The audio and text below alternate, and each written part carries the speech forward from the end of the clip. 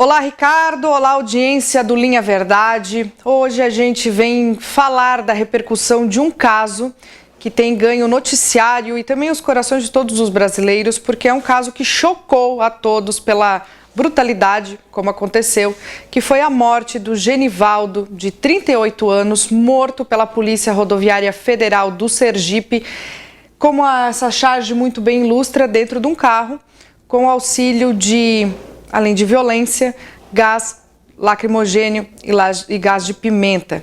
Ele acabou falecendo dentro do porta-mala deste carro. O que acontece?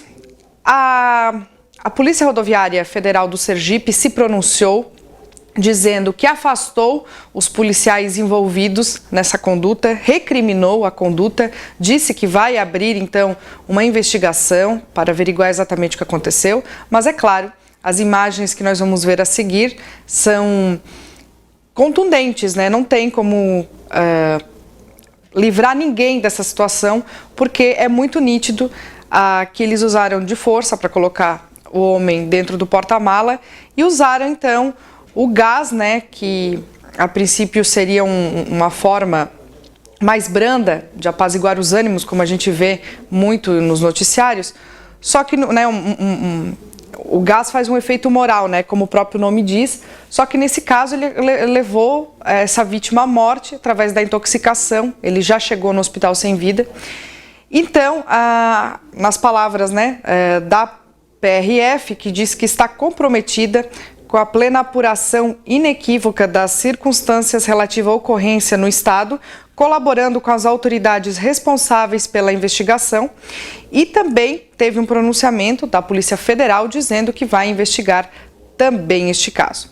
A PRF ainda afirmou que abriu um procedimento disciplinar, né, para averiguar esse caso, porque nitidamente o vídeo mostra uma conduta que não é ensinada, não é treinamento, não faz parte de um tipo de procedimento que a Polícia Rodoviária Federal deveria ter utilizado no caso. Vamos rever um pouquinho esse caso, do que aconteceu, por que o Genivaldo de Jesus Santos, de 38 anos, morador de Umbaúba, né, um município no interior do Sergipe, por que ele foi detido pela Polícia Rodoviária Federal? Ele estava transitando sem capacete, estava com o sobrinho dele, ele foi parado e imediatamente ele ficou nervoso, ele sofria de esquizofrenia.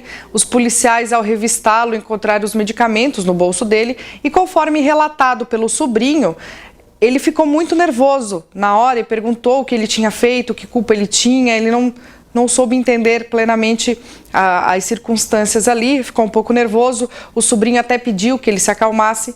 Foi então que os policiais o algemaram e o colocaram no porta-mala da viatura. Acontece que ele ficou se debatendo, oferecendo algum tipo de resistência, eles colocaram esse gás de efeito moral e as imagens são muito impactantes porque é possível ouvir através dos vídeos ele urrando dentro do carro, né, sendo sufocado pela fumaça, e os policiais ainda pedindo que ele colocasse as pernas para dentro, né?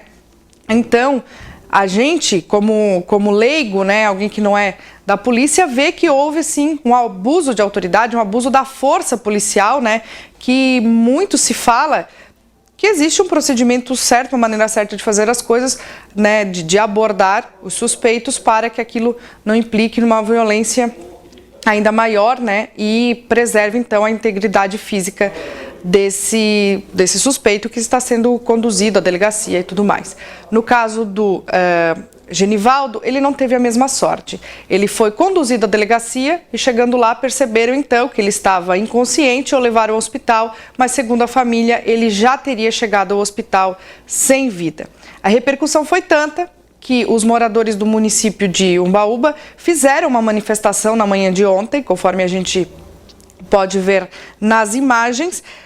A questão repercutiu no Brasil todo, com charges, mensagens emocionadas, e chegou até o Twitter também pelas palavras do ministro da Justiça, Anderson Torres, que se manifestou sobre o assunto, dizendo que determinou a abertura de investigação pela Polícia Federal e a Polícia Rodoviária Federal sobre a abordagem policial no Sergipe. O objetivo é esclarecer o episódio com a brevidade que o caso requer.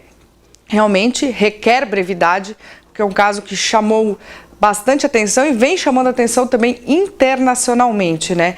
A gente lamenta aqui a morte deste homem, do Genivaldo, lamenta também a conduta da polícia, que nós respeitamos muito a polícia, respeitamos muito, sempre que precisamos da polícia, ela está, né, à nossa disposição. Nós temos a polícia aqui como uma referência, de uma referência boa para a sociedade. Só que casos esses, que claro, são casos isolados, a gente não pode deixar de falar e repercutir, porque realmente se trata de uma violência absurda.